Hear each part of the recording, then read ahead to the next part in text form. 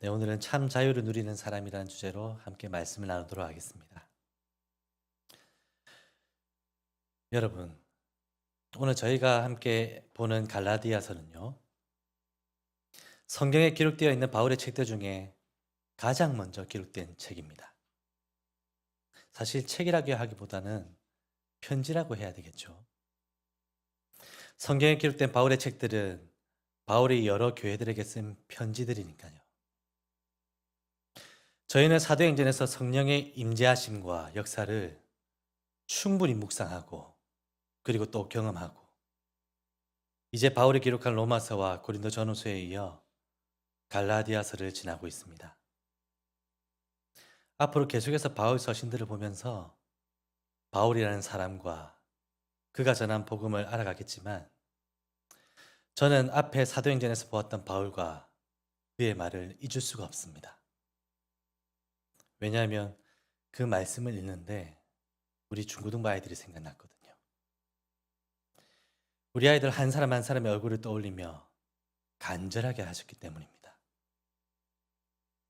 그 말씀은 바로 사도행전 14장의 말씀이었어요. 한번 들어보시겠어요? 제가 바울의 입장에서 한번 이야기해 보겠습니다. 나는 예수를 만나고 성령의 이끄심을 따라 복음을 전하러 다녔던 2년이라는 세월 동안 마음 편히 쉴 수 있는 날이 없었습니다. 안디옥 교회에서 시작된 나의 첫 전도 여행은 실루기아, 살라미, 바보. 살라미가 바보란 말이 아니고요. 바보라는 지역이 있습니다. 바보, 버가, 비시디아 안디옥, 이고니온, 루스드라, 더베. 다시 루스드라, 이고니온, 비시디아 안디옥. 이제 이곳을 지나 밤빌리아, 버가, 아탈리아를 지나 안디옥 교회까지 갈 것이에요. 나는 정말 2년이란 세월 동안 엉덩이를 붙이고 평안히 머물 수 있었던 적이 없었습니다. 가는 곳들마다 복음을 전해야 하지. 표적과 기사를 행해야 하지. 또 나를 미워하고 박해하는 자들은 왜 그리도 많은지. 마치 예수님을 만나 변화되기 전에 내 모습과 같은 자들이 내가 예수와 그 믿는 자들을 박해한 것 같이 나를 박해하는 것이에요. 나를 향해 돌을 던졌습니다. 복음을 전하는 것 때문에 가는 곳들마다 쫓겨나야 했어요. 이제는요, 살기 위해 도망쳐야 하는 일들이 일상이 되어버린 것만 같습니다. 오늘 내가 여기까지 오기 전에는요, 루스드라에서 죽다가 살아났어요. 나를 돌로 쳐 죽이기 위해 안디옥과 이고니온에서 온 유대인들이 거기 있던 무리들과 함께 나를 돌로 치고 나를 밖에다 내다 버렸습니다. 그들은 내가 죽은 줄 알았나 봐요. 내가 숨을 쉬지 않았나 봅니다. 그런데 우리 주님은요, 나를 그렇게 죽도록 내버려 두시지 않으셨어요. 다시 내게 호흡을 주셨습니다. 다시 나를 이렇게 세우셔서 나를 통해 많은 사람들이 여러분들과 같은 주님의 제자가 되게 하셨습니다. 정말 수많은 사람들이 주님의 제자들이 되게 하셨어요. 그리고 지금은요, 난 내가 돌에 맞아 죽을 뻔했던 루스드라를 지나 나를 죽이려 했던 사람들이 있는 이곳 이고니온과 안디옥에 주님의 제자된 여러분들이 있는 이곳에 다시 왔습니다. 왜냐고요? 이 말을 꼭 해야 했거든요. 내게 돌 던진 자들을 다시 만나 죽게 되는 한이 있더라도 이 말은 꼭 여러분들에게 해야만 했거든요. 여러분, 마음을 굳게 하십시오. 마음을 강하게 하십시오. 마음을 강하게 하여 이 믿음에 머물러 있으셔야 합니다. 환난 중에라도 예수 그리스도를 끝까지 믿는 믿음, 이 믿음 말입니다. 사도행전을 기록한 누가는요, 바울의 이 모습을 사도행전 14장 22절에서 이렇게 기록하고 있습니다. 제자들의 마음을 굳게 하여 이 믿음에 머물러 있으라 권하고, 또 우리가 하나님의 나라에 들어가려면 많은 환난을 겪어야 할 것이라 하고. 아멘. 돌에 맞아 죽다가 살아난 바울이 다시 자기를 죽이고 내다버렸던 자들이 있는 곳으로 들어가 목숨을 걸고 이 말을 전할 수밖에 없었던 이유는요, 예수 그리스도를 믿는 믿음만이 하나님 나라에 들어갈 수 있는 유일한 열쇠이기 때문이었습니다. 손가락만한 돌에 맞아도 아픈데 주먹보다 큰 돌로 죽기까지 맞았음에도 불구하고 다시 그 성한 곳 하나 없는 몸을 일으켜 그곳으로 들어간 이유는요, 제자들의 마음을 굳게 하여 이 믿음에 머물러 있게 하기 위함이었습니다. 그렇게 힘든 몸을 일으켜 목숨을 걸고 제자들의 믿음을 굳게 하였어요. 그리고 이제 1차 전도여행을 마치고 처음 출발하였던 안디옥 교회로 다시 돌아왔어요. 바울의 몸은 아마 만신창이가 되어 있었을 것입니다. 얼마나 몸도 마음도 쉬고 싶었을까요? 그런데 얼마 있지 않아 바울에게 화가 나는 일이 일어납니다. 사도행전 15장 1절입니다. 함께 읽어볼까요? 시작. 어떤 사람들이 유대로부터 내려와서 형제들을 가르치되 너희가 모세의 법대로 할례를 받지 아니하면 능히 구원을 받지 못하리라 하니. 유대로부터 어떤 사람들이 내려왔습니다. 그들이 예수 그리스도를 믿게 된 이방인들에게 너희가 정말 구원을 받으려면 할례를 받아야 돼 라고 가르치고 있는 것이에요. 그리고 유대인들의 이 말에 그리스도를 믿는 이방인들의 믿음이 흔들리기 시작합니다. 정말 할례를 받아야 구원을 받을 수 있나? 예수 그리스도를 믿는 믿음만으로는 구원을 받을 수 없나 봐. 예수로 인해 자유함을 얻은 자들이 다시 묶이기 시작해요. 이것을 보고 참지 못한 바울은요, 복음이 아닌 것으로 성도들을 묶는 자들과 다투고 변론합니다. 이때 한 소식이 그에게 들려와요.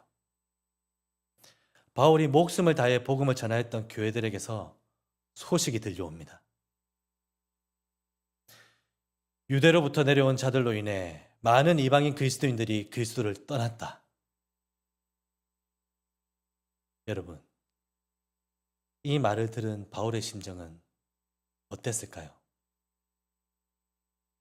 온 힘을 다해 쉬지도 않고 복음을 전했습니다.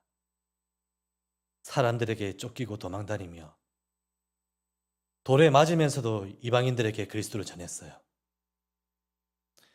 죽다가 살아나 만신창이가 된 상태에서도 목숨 걸고 다시 들어가 전했습니다. 그리스도를 믿는 믿음 안에 머물러라.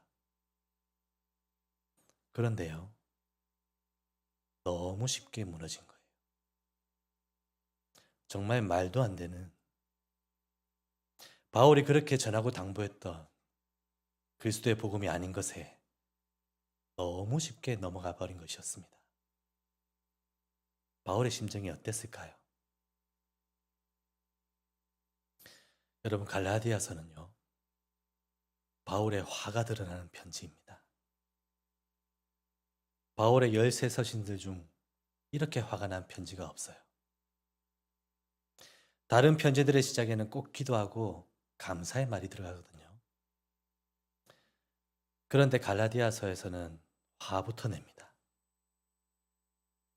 그리스도의 은혜로 너희를 부르신 이를 이같이 속히 떠나 다른 복음을 따르는 것을 내가 이상하게 여기노라. 여러분, 바울의 마음이 느껴지시나요? 저도 말씀을 준비하는데 화가 나더라고요. 제 안에 생각보다 화가 많은 것 같습니다. 저 같아도 이랬을 것 같아요. 우리 아이들이 다른 복음을 듣고 교회를 떠났다는 소식이 들리면요, 정말 화가 날 것 같습니다. 우리 아이들 때문이 아니라 그 거짓 복음을 전하는 자들 때문에, 내 사랑하는 아이들이 그리스도를 떠나게 한 그 사람들 때문에요. 속이 얼마나 상할까요? 생각만 해도 이런데 바울은 실제로 그것을 겪고 있는 것입니다. 저는 중고등부 아이들에게 복음을 전했어요. 그리고 한 사람 한 사람에게 물었습니다. 복음이 무엇인지. 한 사람 한 사람에게 그것을 물을 때마다 모두에게 다시 복음을 가르쳤습니다. 그리고 말했어요. 다른 건 다 몰라도 이것은 꼭 알아야 한다. 다른 것은 다 잊어버려도 이것은 반드시 기억해야 한다. 그래야 너희가 살아. 그래야 너희가 살 수 있어. 그리고 후에도 가르치고 또 가르쳤습니다. 그런데요, 지금도 아이들이 얼굴이 떠오르고 또다시 복음을 가르쳐야 되겠다는 생각이 듭니다. 바울이 살아가던 시대에 할례와 여러 율법들이 그들을 자유케 할 것이라 했던 것처럼 오늘날에도 그리스도를 믿는 믿음이 아닌 다른 수많은 것들이 마치 우리 아이들에게 자유를 줄 것처럼 이야기들을 하고 있기 때문입니다. 여러분, 복음이 무엇인가요? 하나님의 독생자 예수 그리스도는 죄의 노예였던 우리를 죄로부터 자유롭게 하시기 위해, 죄로 인해 영원히 죽을 수밖에 없었던 우리를 구원하시기 위해 이 땅 가운데 사람의 모습으로 오셨습니다. 그리고 죄가 없으신 예수님이 우리의 모든 죄를 지시고 우리를 위하여 십자가에 달려 죽으시고 사흘 만에 다시 부활하심으로 말미암아 세상을 구원하시고자 하신 하나님의 뜻을 모두 이루셨어요.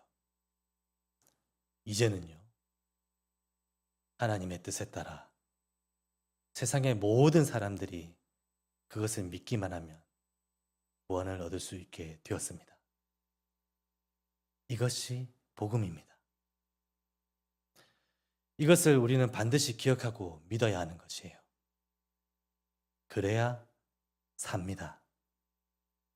성적이 아니라, 내가 가진 명예나 재산이 아니라 이 믿음이 우리를 살리는 것입니다. 바울은 자신의 감정과 마음을 추스리며 갈라디아 지역에 있는 성도들에게 믿음에 대한 호소를 써내려갑니다. 그리고 오늘 본문에서는 그리스도께서 우리를 자유롭게 하려고 자유를 주신 이 복음을 다시 떠올리게 하며 말씀을 시작합니다. 본문 5장 1절입니다. 함께 읽겠습니다. 그리스도께서 우리를 자유롭게 하려고 자유를 주셨으니 그러므로 굳건하게 서서 다시는 종의 멍에를 매지 말라. 네. 여러분들은 자유하면 생각나는 것이 무엇인가요? 자유롭다는 것은 어떤 것을 말하는 것일까요? 제가 인터넷에 자유라는 단어를 쳐서 그 사전적 의미를 찾아봤는데요. 이렇게 나와 있었습니다.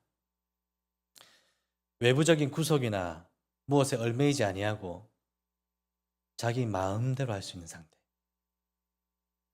법률의 범위 안에서 남에게 구속되지 아니하고 자기 마음대로 하는 행위. 결국 자기 마음대로 하는 것이 자유라는 것입니다. 여러분들은 자유하십니까? 내 마음대로 하며 살고 계세요?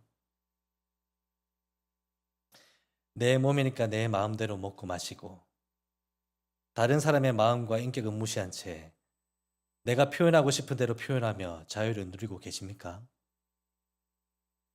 상대가 가정이 있든 없든 내 감정 따라 사랑하고 내 이익을 위해서라면 다른 사람을 손해보게 해서라도 이익들을 챙기고 계신가요? 어차피 하나님은 용서하시니까 죄를 마음껏 지으며 자유를 누리고 계십니까? 그렇게 못 살고 계세요? 왜요? 왜 내게 있는 자유를 누리지 못하고 그렇게 살고 있으신 건가요? 어떤 사람들은 내게 있는 자유로 결혼을 할지 말지 선택하고, 또 어떤 사람들은 내게 있는 자유로 동성과 결혼할지 이성과 결혼할지 선택하고, 또 어떤 사람들은 내게 있는 자유로 예수님을 믿을지 나 자신이나 다른 신들을 믿을지 선택하는데, 왜 여러분들은 그런 자유를 누리지도 못하고 지금도 이곳에 나와 하나님을 예배하고 있는 것입니까? 왜요? 여러분, 제가 한 번은 모로코에 간 적이 있습니다. 이 나라는 스페인 바로 밑에 붙어 있는 나라거든요. 모로코는 유럽에 있는 아프리카라고 불릴 정도로 물가도 저렴하고 해서 특히 유럽 관광객들이 많이 찾는 곳이기도 합니다. 한 번은요, 이곳에 계신 선교사님에게 갔다가 정말 놀라운 이야기를 들었습니다. 한 날 현지에서 휴대폰을 새로 구입하기 위해 매장을 갔다고 해요. 매장에서 구매할 휴대폰을 고르고 구매를 진행하려고 카운터라고 해야 하나? 거기서 대화를 나누고 있었습니다. 그런데 뭔가 이상한 느낌이 들더라는 거예요. 그래서 느낌 나는 곳을 딱 봤는데 옆 사람의 손이 선교사님의 주머니에 들어와 있더라는 겁니다. 들어와서 무엇을 찾는지 꼼지락꼼지락 거리더라는 거예요. 저도 스페인에서 이것을 겪어본 적이 있는데요. 느낌 정말 좋지 않습니다. 그래서 그 손의 주인과 눈이 마주친 선교사님이 그에게 물었다고 해요. 당신 지금 뭘 하는 것입니까? 왜 내 주머니를 뒤지고 있습니까? 그러자 그 사람의 대답이 참 기가 막힙니다. 그걸 왜 나한테 묻냐는 표정을 지으면서 이렇게 말을 했다는 거예요. 내가 한 거 아니야. 내 손이 그랬어. 난 가만히 있는데 손이 자기 마음대로 그렇게 한 거예요. 왜 나한테 그래? 여러분, 이게 말이 되는 소리인가요? 손이 자기 마음대로, 손도 자유를 누리고 있는 건가요? 어떻게 생각하세요? 선교사님도 처음에 이 말을 들었을 때는 어처구니가 없었다고 해요. 그런데 그곳에서 지내다 보니까 이러한 모습이 모로코라는 나라에서는 자연스러운 것임을 알게 되었다고 합니다.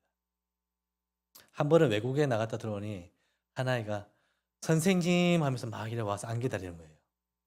그런데 손은 주머니에 이렇게 놓는다는 겁니다. 참 이것을 우리는 그 사람의 자유로, 더 구체적으로 얘기하면 그 사람들의 손의 자유로 인정을 해야 하는 것인지 잘 모르겠어요. 그리고 어떤 나라는요, 남의 물건이라 하더라도 그 주인이 오랫동안 쓰지 않고 있으면 내가 가져가서 사용해도 되는 문화가 있는 나라도 있습니다.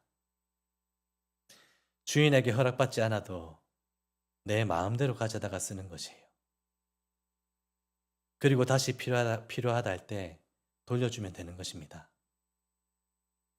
물건뿐만 아니라 사람도.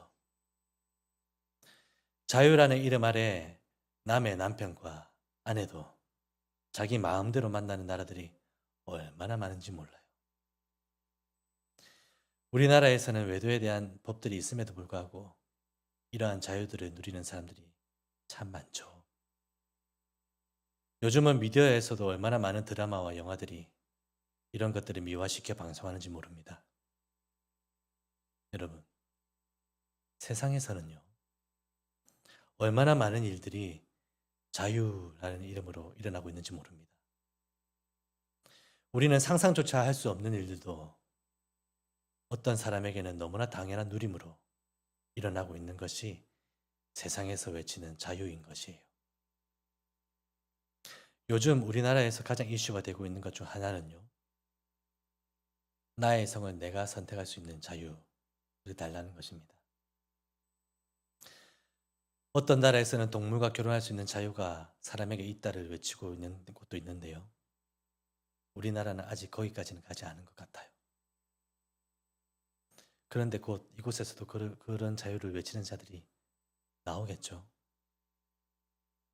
내가 남자로 태어났든 여자로 태어났든 내 성은 내가 다시 결정할 수 있는 자유를 달라는 소리가 나중에는 개, 돼지, 소, 뭐 이런 동물들을 내 남편으로, 내 아내로 맞이할 수 있는 자유를 달라는 소리까지 나오도록 하게 만들 것입니다. 저희 이웃 나라에서는 캐릭터와 결혼하는 일들도 일어나고 있는데요. 이미 2년 전 기사에 2년 동안 캐릭터와 결혼하고 혼인증서를 발행한 사람만 200쌍이 넘는다는 기사를 본 적이 있습니다. 여러분들은 세상에서 외치는 이런 자유를 어떻게 생각하세요? 여러분, 다시 묻겠습니다. 여러분들은 왜 이런 자유를 누리지 않나요? 왜 저들과 같이 이런 자유를 외치지 못합니까? 오늘 본문 5장 1절에서 성경이 말씀하고 있잖아요. 그리스도께서 우리를 자유롭게 하려고 자유를 주셨다. 그러므로 굳건하게 있어서 다시는 종의 멍에를 매지 말라. 성경이 분명히 말하고 있잖아요. 그런데 왜 여러분은 자유를 누리지 않고 그렇게 살아가고 계신 건가요? 여러분, 바울의 시대에만 진리가 아닌 것으로 진리인 것처럼 가르치는 자들이 있었던 것이 아닙니다. 바울이 말하고 있는 다른 복음을 전하는 자들이 갈라디아 지역에만 있었던 것이 아니에요. 오늘날에도 수많은 이단들이 우리들에게 이렇게 접근합니다. 바울이 살던 때와 같이 교회 밖에서뿐만 아니라 교회 안까지 들어와서 실제로 성경에 기록된 말씀을 가지고 우리를 이렇게 미혹하는 것이에요. 성경을 읽으면서도 깨닫지 못하도록 눈과 귀를 흐리게 만들며 이렇게 말하는 것입니다. 왜 당신은 예수님이 주신 자유를 누리지 못하는 것입니까? 복음이 아닌 것을 가지고 복음인 것처럼 말하는 것입니다. 진리가 아닌 것을 가지고 마치 진리인 것처럼 가르치는 것이에요.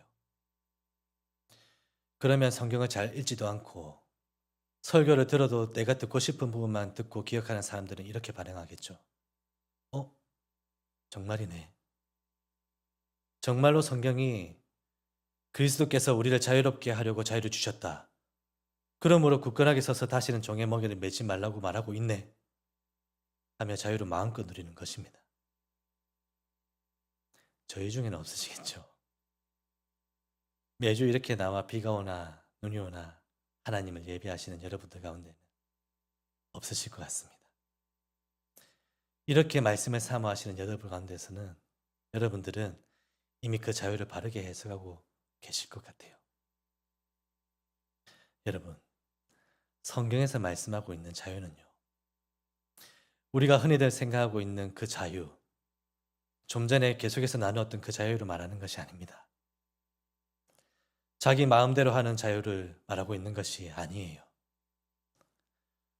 오늘 본문에서 자유로 해석된 히브리 원어의 의미는요, 인터넷 사전에 나와 있는 것처럼 내 마음대로 한다는 의미가 아니라 무엇으로부터 해방되었다는 의미를 가지고 있습니다. 그러니까 5장 1절 뒷부분에서 말하는 종, 노예의 신분으로부터 해방되었다는 것이에요. 그리스도께서 노예였던 우리를 자유인이 되도록 해방시켰다는 것입니다. 그 전에 우리는 누구의 종이었나요? 네, 맞습니다. 그래도 같이 한번 찾아볼까요? 저희 로마서 6장 6절입니다. 로마서 6장 6절. 네, 함께 읽겠습니다. 우리가 알거니와 우리의 옛 사람이 예수와 함께 십자가에 못 박힌 것은 죄의 몸이 죽어 다시는 우리가 죄에게 종노를 하지 아니하려 함이니. 아멘. 6장 17절 18절도 함께 읽겠습니다.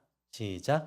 하나님께 감사하리로다. 너희가 본래 죄의 종이더니 너희에게 전하여 준 바 교훈의 본을 마음으로 순종하여 죄로부터 해방되어 의에게 종이 되었느니라. 네. 성경은 우리가 본래 죄의 종이었다고 말씀합니다. 그런데 이제는 더 이상 우리를 죄에게 종노릇 하지 않도록 하기 위해 예수님이 십자가에 달리심으로 우리를 자유케 하신 것이에요. 마음대로 살라고가 아닙니다. 세상이 정의하는 자유를 누리며 살라고가 아니에요. 만약 그렇게 우리가 살아간다면 그것은 우리를 다시 죄에 묻는 것이 되는 것입니다. 성경이 다시 매지 말라고 한 그 종의 멍에를 다시 매는 것이 되는 것이에요. 사랑하는 여러분, 그렇다면 우리가 어떻게 살아야 죄의 종의 멍에를 다시 매지 않고 자유를 누리면서 살 수 있을까요? 그것은 저희가 방금 읽은 로마서 6장 18절 말씀처럼 의의 종이 되는 것입니다. 오늘 본문 13절에서는 이것을 이렇게 말씀하고 있어요. 형제들아, 너희가 자유를 위하여 부르심을 입었으나 그러나 그 자유로 육체의 길을 삼지 말고 오직 사랑으로 서로 종로를 하라. 네. 성경이 말하는 자유는 육체의 길을 삼는 자유가 아니라 사랑을 실천하는 자유입니다. 다시 죄의 종으로 돌아가게 하는 자유가 아니라 오직 사랑으로 서로 종로를 하는 의의 종이 되게 하는 자유인 것이에요. 그것이 성경이 말하는 참 자유인 것입니다. 어떠세요, 여러분? 이 자유를 저와 함께 누려보시지 않으시겠습니까? 끝으로 바울은 거짓 자유에 묶여 서로 물고 먹으며 복음을 듣고도 아직 죄에게 종로를 하는 자들의 끝은 멸망이라고 이야기합니다. 그러나 참 자유를 누리는 의에게 종로를 하는 자들의 끝에 대해서는 이렇게 말해요. 로마서 저희들이 좀 전에 읽었는데요. 다시 한번 읽겠습니다. 로마서 6장 17절 18절입니다. 함께 읽겠습니다. 하나님께 감사하리로다. 너희가 본래 죄의 종이더니 너희에게 전하여 준 바 교훈의 본을 마음으로 순종하여 죄로부터 해방되어 의에게 종이 되었느니라. 그리고 로마서 6장 22절입니다. 시작. 그러나 이제는 너희가 죄로부터 해방되고 하나님께 종이 되어 거룩함에 이르는 열매를 맺었으니 그 마지막은 영생이라. 아멘. 사랑하는 여러분, 자유를 누리십시오. 세상에 외치는 내 마음대로 하는 자유 말고요. 세상이 말하는 자유, 세상이 말하는 평등, 우리 그리스도인들은 그것을 따라 외치며 서로 다투지 않았으면 좋겠어요. 성경이 말씀하고 있는 자유, 의의 종, 사람의 종이 되어서 서로 사랑하는 자유를 마음껏 누리시는 저희 온사랑의 교회 모든 성도님들이 되시길 주님의 이름으로 축복합니다.